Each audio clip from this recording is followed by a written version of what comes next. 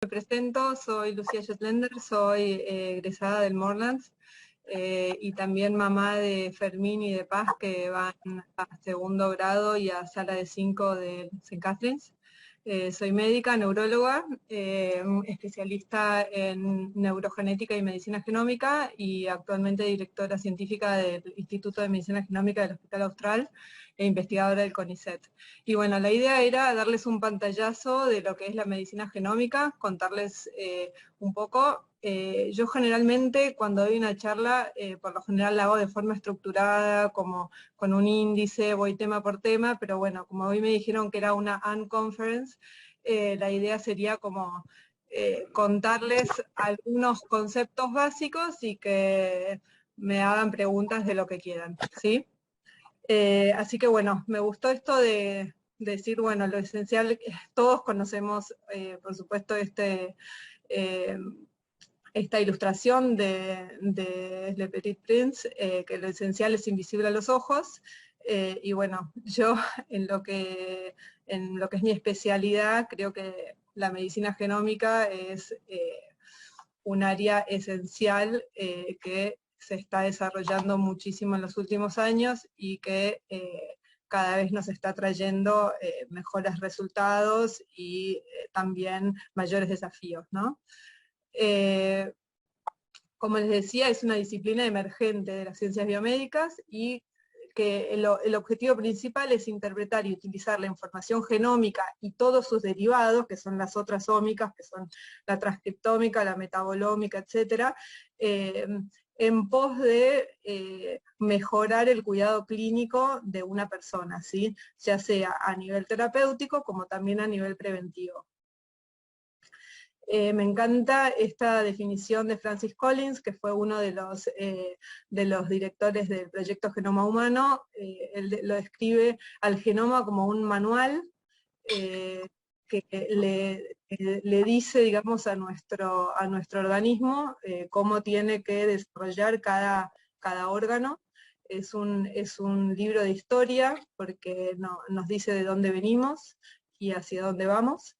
Y es como si fuera un libro de medicina en el cual nosotros todos los días aprendemos cosas nuevas y comprendemos un poco mejor lo que es el comportamiento de nuestro organismo en la salud y en la enfermedad. Esto sería como un gráfico en el cual tenemos desde una célula con los cromosomas, como esto lo vamos viendo con el microscopio, o sea, no lo vemos a los ojos nuestros, sino que, perdonen que esto se puso, sino que cada vez son moléculas más chiquitas hasta que llegamos a las bases, a las pares de bases del ADN, ¿sí? Entonces, cuando yo explico lo que es el genoma, trato de hacer una analogía o compararlo con lo que es una biblioteca.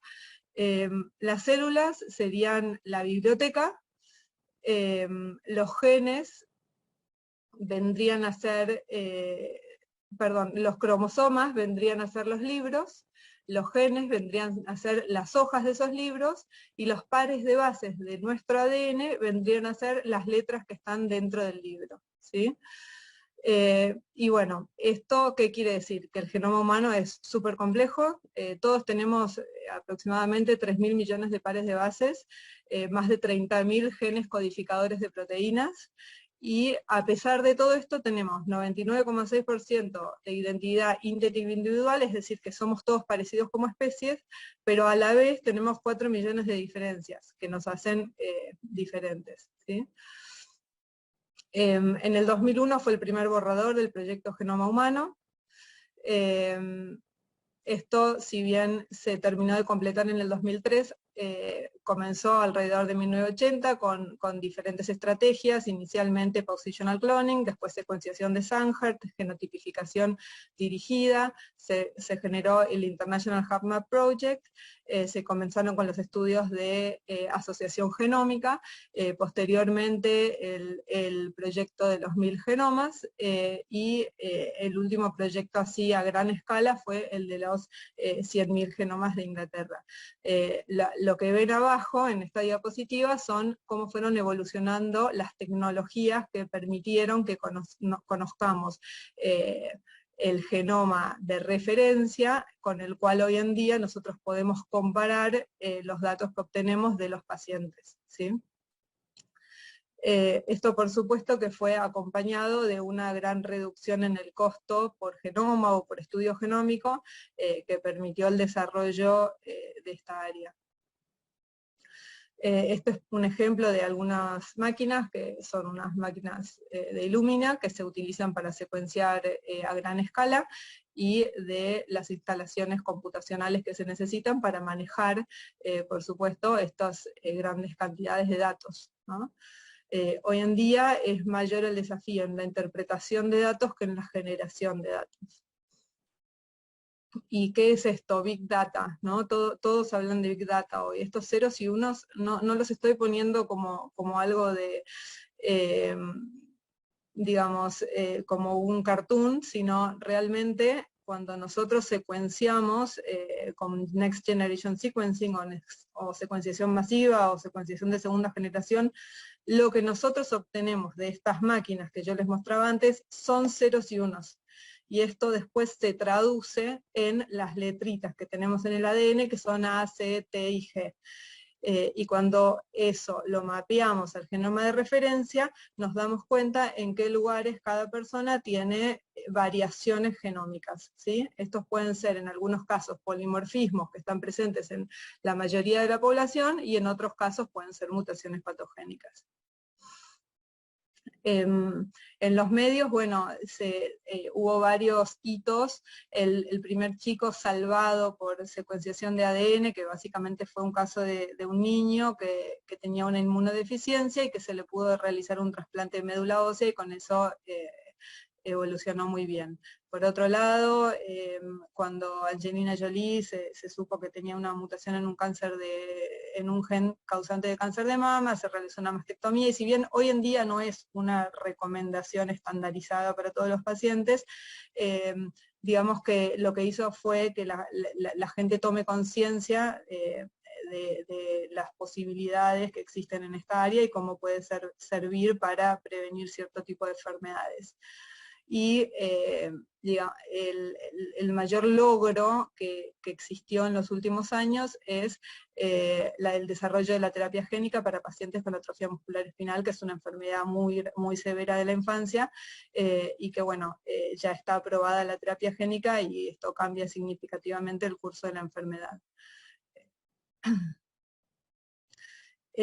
Todo esto es gracias no solamente al desarrollo de la medicina genómica, sino que esto abre toda un área de la investigación científica en la que se relaciona la genómica, la transcriptómica, la farmacogenómica, en la cual nosotros podemos ver qué diferentes variantes genéticas tenemos que nos hacen resistentes a ciertos tratamientos o más sensibles a otros tratamientos. Permite también el descubrimiento de nuevas drogas, permite la comprensión fisiopatológica de las diferentes enfermedades, y con eso el desarrollo de tratamientos mejores y más efectivos. Todo esto es gracias a la integración de datos genómicos, transcriptómicos, como les decía, que de hecho se ven así, como puntitos de colores, que después se traducen en datos interpretables, que también a veces requieren de estudios celulares en el laboratorio, de modelos animales, etc.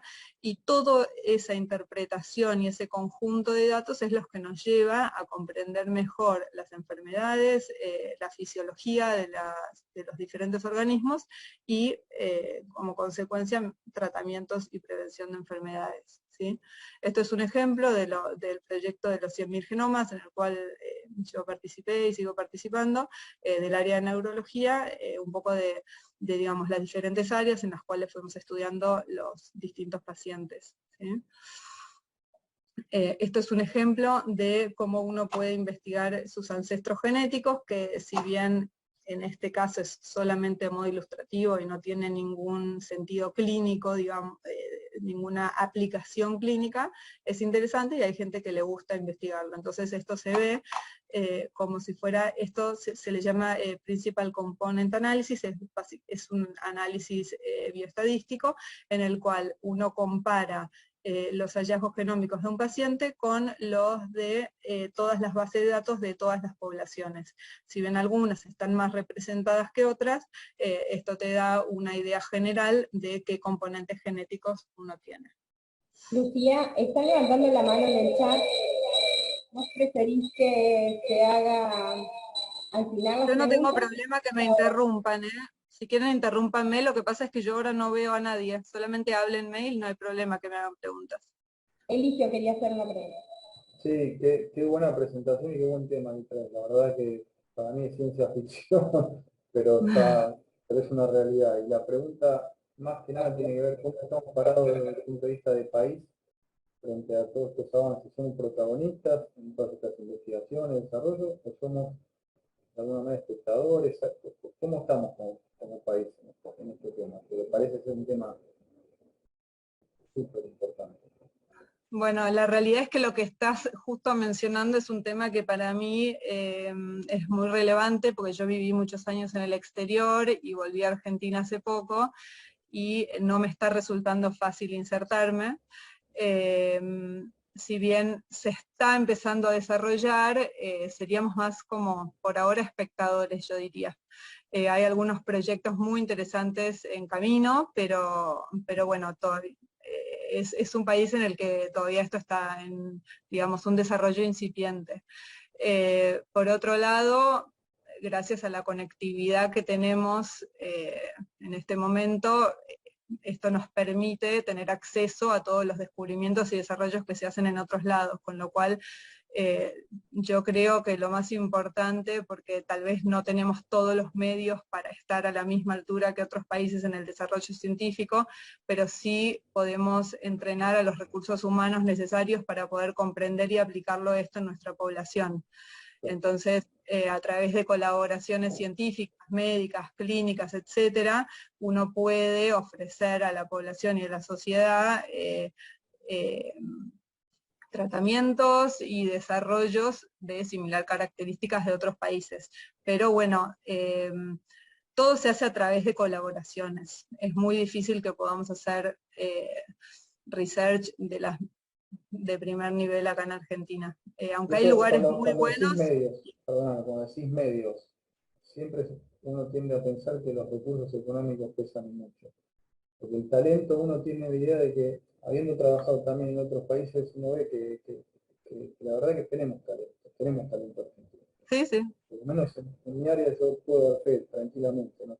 Lo digo sin ningún tipo digamos, no me pongo colorado de eso. Entonces, ¿cuáles son esos medios? Tiene que ver con recursos económicos, tiene que ver con lo complejo que somos para tratar de lograr acuerdos. Perdón que te saque un poco de la charla, pero me parece que sí. No, está bien. Yo creo que hay dos puntos principales. Por un lado es cultural. Todavía no está la misma conciencia que en otros países sobre la necesidad de participar en investigación, en aportar subsidios, en el compromiso que hay con el research en otros países, acá es muy diferente. Entonces, no solamente con pacientes voluntarios, por ejemplo, te doy el ejemplo no de personas que tengan una enfermedad, porque esas por lo general, si hay cosas para hacer, están disponibles, pero la población general, en otros países la población general se involucra en research como controles y tienen una participación activa y se involucran con las organizaciones de pacientes para recaudar fondos, etcétera, y acá tal vez no hay tanta conciencia de lo importante que es eso, ¿no? Eso por un lado. Creo que es cultural. Y por otro lado, sí, el tema de la financiación en ciencia es muy limitada y la realidad es que la mayoría de la gente bien formada se termina yendo afuera. Bueno, gracias. Perdón por la... No hay problema. Bueno, a pesar de todo eso, igual todavía hay lugares buenos en los que se puede trabajar y realmente hay grupos muy buenos y que a pesar de las dificultades tienen logros súper interesantes. Y como para darles un escenario práctico de lo que es la vida diaria de una persona como yo, que hace un poco de clínica, de ver pacientes y a la vez investigación científica y docencia, cuántos pacientes uno ve. Yo veo pacientes una vez por semana, casi todos estos los tengo que estudiar con un estudio molecular porque es un consultorio subespecializado, y el ideal de mi trabajo es este cuadrito, ¿sí? Lo que le llaman en inglés from bench to bedside and from bedside to bench, ¿no? Entonces, es el estudio de los pacientes y a través del estudio de estos pacientes es tratar de lograr mejorarles, al fin y al cabo lo que uno quiere es mejorarles su calidad de vida, su pronóstico, su sobrevida, etc. Y la única forma de lograrlo es teniendo nuevos desarrollos y nuevos tratamientos, ¿no? Teníamos aquí, quería hacer una pregunta, Cristian. Sí. ¿Te puedes desmutear? Ok. No, un poco lo respondió la doctora. Vi mucho Research and Development, vi mucho la macro y escuché mucho la macro de dónde va el desarrollo, como mencionaba Eligio antes, parecía ciencia ficción. Mi pregunta era más al día a día de lo práctico, ¿no? Cómo un paciente hoy en el hospital le puede impactar el estudio genómico en un nuevo diagnóstico, cómo en la práctica de hoy, en el estado actual de la ciencia, de esta ciencia, puede impactar hoy en un paciente que la puede grabar mañana. Esa es mi pregunta. Bueno, como yo decía, en realidad hay dos temas diferentes principales acá. Uno son las enfermedades hereditarias, ¿sí? En las cuales tal vez un paciente tiene historia familiar o tiene una presentación muy joven de alguna enfermedad que generalmente se presenta en la adultez. Y en esos casos es una consulta médica como uno está acostumbrado, y después por otro lado tenemos estudios de investigación en los que nosotros recogemos muestras de muchísimos pacientes y de muchísimas personas sanas, en los cuales por ahí comparamos los hallazgos genómicos de casos y controles, por ejemplo, como para identificar cuáles son los genes que están relacionados con una determinada enfermedad. Eso sería como los dos grupos así más de práctica diaria. Y bueno, ya terminando, lo que yo decía de from bench to bedside, sería un poquito este gráfico también, a través de todo lo que es la integración de los datos, ¿sí? La idea es que como dice este cuadro, from base pairs to bedside, o sea, desde los datos genómicos hasta el lecho del paciente. Y bueno, en el fondo el objetivo es ese. A veces los tiempos en ciencia llevan mucho más de lo que uno querría, pero bueno, lo importante es saber que uno está en el camino correcto. Y como el mensaje final para llevarse a casa, creo que hoy en día, como les decía, lo más difícil es la interpretación de los datos, no solo a nivel científico, sino a nivel clínico también. Estos datos ya están disponibles en la diaria. Creo que va a llegar un momento en el que mucha gente se lo va a querer hacer a estos estudios por curiosidad, pero es muy importante poder tener una interpretación adecuada. Y finalmente, el camino para poder interpretar estos datos es la colaboración científica, ¿sí? En esto nadie, si no trabajamos en equipo, no hay forma que podamos lograrlo.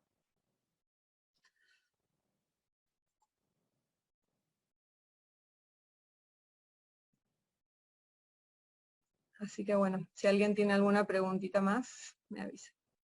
Sí, Katy. No te escucho, Katy.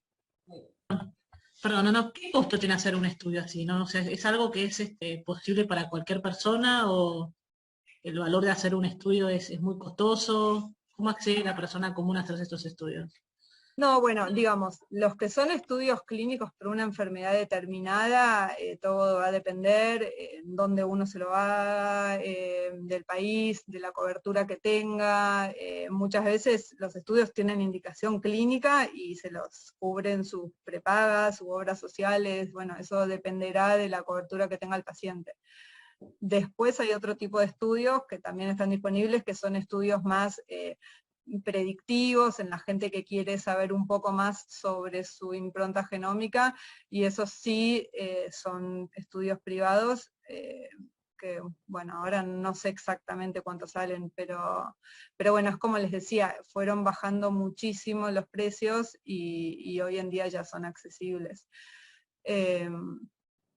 Pero bueno, eso depende de cada uno, y lo único que yo les recomiendo no es si se lo hagan o no, es que si se lo hacen, háganselo con el asesoramiento adecuado y en lugares que tengan fines científicos, porque si uno no comparte los datos, no vamos a lograr, no vamos a avanzar en la interpretación de ellos.